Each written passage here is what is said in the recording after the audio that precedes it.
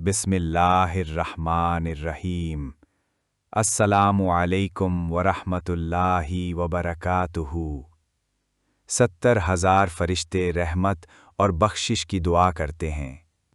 हज़रत अली रदियल्लाहु अन्हो फरमाते हैं कि मैंने नबी सल्लल्लाहु अलैहि वसल्लम को ये फरमाते सुना, जो अपने मुसलमान भाई की इयादत के लिए आ रहा हो तो वो जन्नत में चल रहा है, यहाँ तक कि बैठ जाए, और जब वो बैठ जाए तो रहमत उसको ढांप लेती है।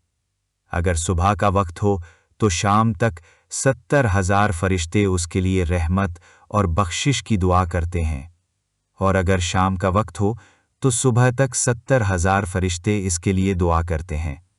सुनन इब्ने माजा, हदीस नंबर 1442।